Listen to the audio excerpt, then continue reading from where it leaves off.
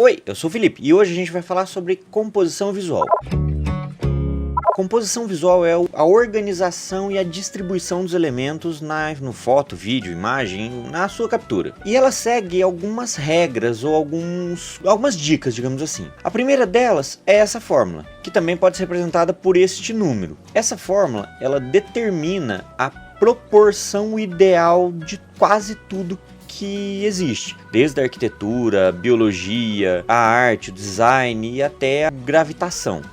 Essa constante ela é meio maluca, parece teoria da conspiração, mas até o final você vai continuar achando que é história de maluco. Só que a repetição fez com que isso fosse uma proposta, uma configuração visual muito forte. Essa é a constante de ouro, tá? Eu sei que matemática não é muito forte de quem quer mexer com fotografia e tal. Curiosamente, esse número também é encontrado na sequência Fibonacci. A sequência Fibonacci é quando você pega um número, por exemplo, o número atual, soma com o número anterior e você tem o próximo número. Só que, se você pega e divide um número pelo outro, você também vai encontrar um número próximo à constante de ouro. E essa constante de ouro, somado com a sequência Fibonacci, acaba chegando nesse gráfico aqui, que é a proporção aura. É chamado desse jeito. Ele vai decaindo ou crescendo, depende de como você começa a fazer a conta, para poder chegar nessa curva. E essa curva ela é encontrada desde o Panteão, ou a proporção ela é distribuída na formação do Panteão. Ela está na planta, por exemplo, do Taj Mahal e na distribuição das colunas. Ela está muito na arte, em várias obras de arte distribuídas e sempre utilizando essa configuração, essa proporção ou essa curva para distribuir os elementos. Alguns são mais óbvios, igual a Mona Lisa. Outros são um pouquinho mais ocultos, mas está até na face humana essa proporção. E na hora que você começa a ver, ela está em muitos lugares. Essa proporção,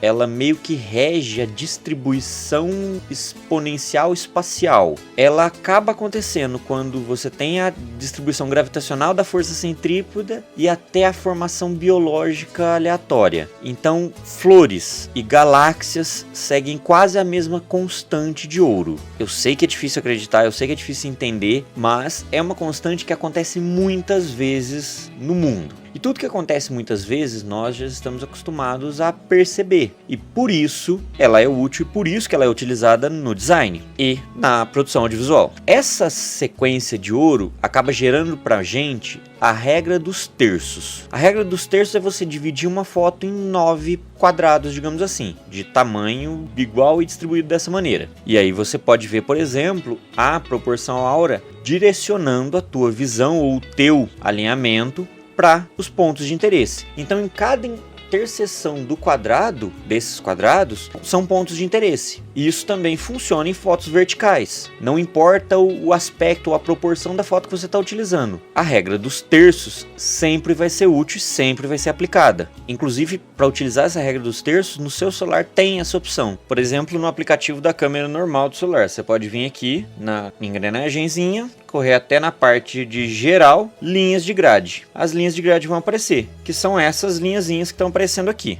tá? A regra dos terços, ela é muito útil para poder fazer um enquadramento bom, para poder deixar a foto bonita e chamar atenção para onde você quer. Ela também é útil se você está fazendo uma foto para colocar algum texto em cima, porque você consegue deixar o teu ponto de interesse em um dos 4 pontos e o texto em outro ponto, por exemplo. Eu vou falar mais sobre isso daqui a pouquinho na questão de composição na hora que estiver editando. Mas a regra dos terços é muito importante você seguir ela para poder conseguir criar o que precisa ou fazer uma composição minimamente satisfatória. Eu vou repetir várias vezes ela, por isso que a gente começou por ela. Mas os elementos de composição também passam por camadas, por exemplo. Que camada basicamente é o que está no primeiro plano, o que está no plano de fundo, o que está aparecendo, o que é destaque, o que é fundo. Por exemplo, essa moça, o ponto de interesse principal dela é esse aqui, onde está o rosto dela. Esses 2 pontos aqui estão no vazio e esse aqui não chama tanto atenção quanto o rosto dela. Então, quase toda a atenção está sendo focada aqui. Isso é utilizar a regra dos terços para poder chamar atenção numa foto. Essa, por exemplo, usa a mesma lógica. Se eu traçar os terços aqui, vai ficar um terço aqui e outro centro aqui, ponto de interesse principal focado aqui, ponto secundário aqui, frente e fundo, mas ainda seguindo a regra dos terços. As camadas você também consegue trabalhar com configurações diferentes. Por exemplo, nem sempre o primeiro plano, ou a camada inicial, ou a maior, é a que você vai chamar a atenção. Aqui, por exemplo, o portão é a primeira camada, só que o objeto de interesse está aqui no meio. Ela não está exatamente no centro da sua camada, ela não está exatamente na função da sua camada, mas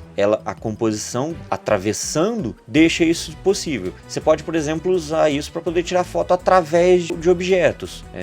O furinho de uma xícara, alguma porta, algum jeito. Você pode fazer essa brincadeira de composições em que você tem um objeto maior e um menor para poder fazer as camadas do que você está tirando foto. Não necessariamente a primeira camada é de mais destaque, lembra disso. E é sempre importante você ter mais do que uma camada. Outro elemento da composição visual é o ponto. Você pode definir pontos nas suas fotos, nas suas imagens, que vão chamar a atenção ou que vão fazer esse destaque, digamos assim. Por exemplo, essa foto. Essa foto é uma foto baseada em ponto. Por quê? Eu tenho um ponto de destaque bem aqui e eu tenho todo o direcionamento voltado para ele. Toda a foto é montada para chamar atenção para esse ponto. O próximo elemento é a linha, em que eu tenho linhas horizontais dificultando a passagem ou dificultando a leitura. As linhas funcionam principalmente para isso, para ser um desafio visual, digamos assim. Quando eu tenho linhas horizontais, o tempo de leitura vertical acaba diminuindo, o que me torna mais largo, mais espaçoso. Eu tenho linhas verticais, o tempo de leitura horizontal acaba sendo prejudicado. Isso me torna mais alto, mais fino, mais esguio. Trabalhar com formas também é um jeito muito interessante de transmitir sensações. As formas básicas, quadrado, círculo, triângulo, quando você coloca elas para compor com elas, você consegue transmitir muito mais essas sensações. O triângulo, por exemplo, ele representa muito bem a hierarquia, a audácia, a agressividade. Nessa cena, por exemplo, do Breaking Bad, você tem uma hierarquia muito forte. Quem que é o líder, quem que são os dois auxiliares, digamos assim. O triângulo na natureza, ele é a forma mais forte que tem. Tanto é que uma mesa com 3 pernas, ela não fica bamba, um tripé segura melhor. Enfim, a natureza e a física faz com que o triângulo seja uma das formas mais fortes. Então, triângulo, você usar o triângulo em uma foto, uma composição de triângulo em uma foto, você automaticamente está adicionando força a essa foto. O triângulo ele não é exatamente visível, ele pode ser uma composição, uma combinação de elementos de forma triangular. Quando você trabalha com círculos, você tenta propor mais harmonia e mais humanidade,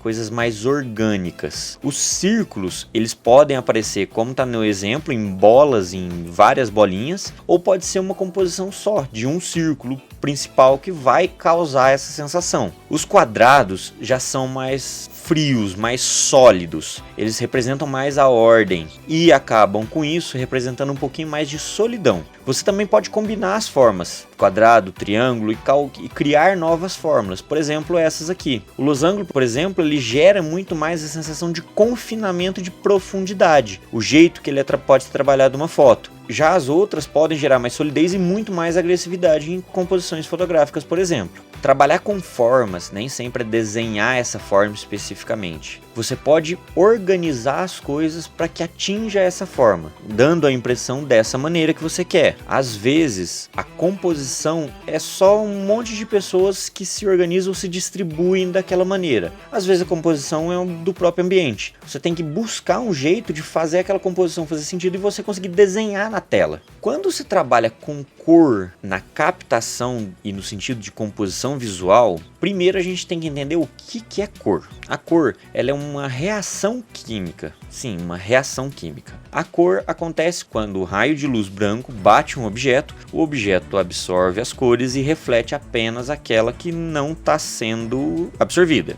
Esse é o princípio físico da cor. A composição química dos objetos fazem com que eles tenham cores. A reflexão dessas outras ondas faz com que seja possível trabalhar com elas. Então você pode colocar um filtro na frente da luz para poder ter uma iluminação, para você ter essa coloração na hora da captação. Já do ponto de vista psicológico, Johann Wolfgang von Goethe. Eu não sei se eu falei o nome certo. Johann Wolfgang von Goethe.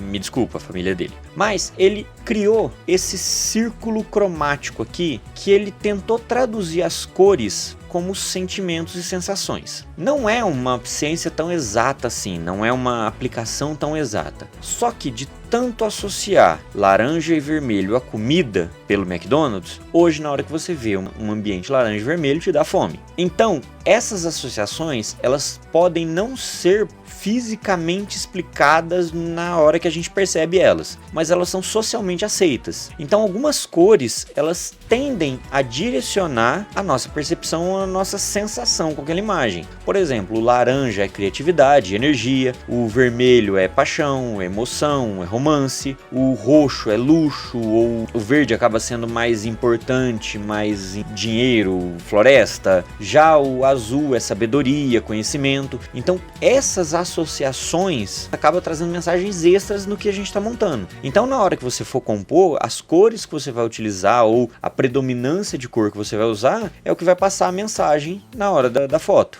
Para trabalhar com luz, eu já falei um pouquinho, tá aqui no card. Você pode dar uma olhada lá como mexer com a luz e como manipular a luz. Um jeito interessante de trabalhar com a luz é sobre o drama ou a sensibilidade da foto. Se você trabalha com contraluz, por exemplo, igual esse exemplo, você está adicionando uma carga sentimental maior na foto. Se você deixa muito claro, muito exposto, você diminui a carga sentimental. Então, quanto menos luz também, você pode trabalhar com sentimentos. Quanto mais dramático você precisar que seja, você pode reduzir a quantidade de luz. Mais detalhes você vai encontrar lá no vídeo. Só que esse ponto de drama e de sentimentos é do ponto de vista de composição visual. Então, se eu preciso compor uma noiva, por exemplo, eu posso, em vez de iluminar ela inteira, eu posso simplesmente colocar uma iluminação direta nela e isso vai chamar mais atenção e vai deixá-la mais emotiva. Um outro princípio é a sombra. E a sombra na composição visual, a gente pode utilizar ela de várias maneiras. A gente pode utilizar para ganhar texturas, a gente pode utilizar ela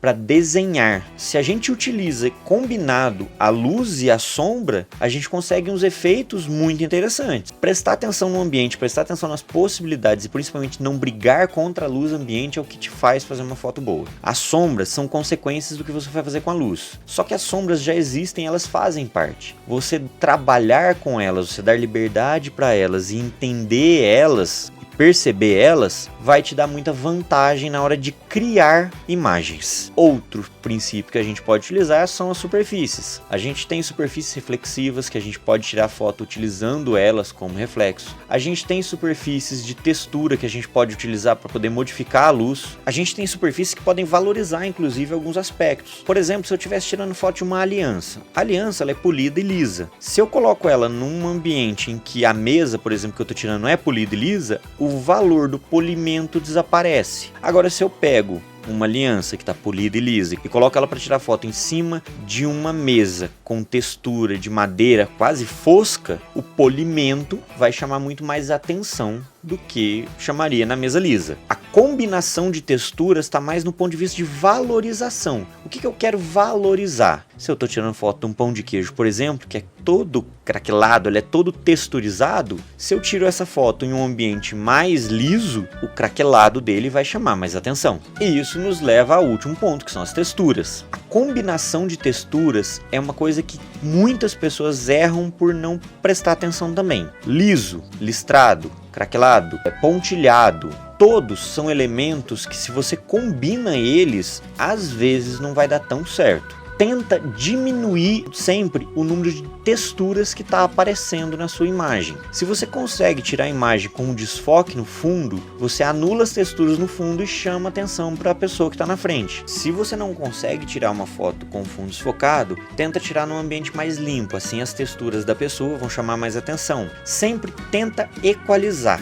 nunca use texturas demais, a não ser que você queira confundir a pessoa. Se você quiser causar uma explosão sensorial, aí a quantidade de texturas pode ser sua aliada. Tudo vai depender do que você quer. Trabalhar com texturas, pensar nelas é um item muito importante na sua composição também. Do ponto de vista de produção audiovisual, esses são os princípios de composição que a gente tem que prestar atenção. Não significa que existem só eles. Na pós-produção, a gente também tem que adicionar alguns conceitos de composição visual. Só que fica para o próximo vídeo, tá? Por hoje é só. Espero que tenha esclarecido ou pelo menos te apresentado esses conceitos. São conceitos muito analíticos. Você tem que analisar muito bem eles para poder tirar algum proveito de fato. Só que são coisas que se você prestar atenção, você consegue melhorar a sua foto, melhorar a sua imagem. Só o fato de pensar neles ou de se preocupar com eles já te dá um ganho muito grande na produção que você está fazendo. Por hoje é só e até a próxima!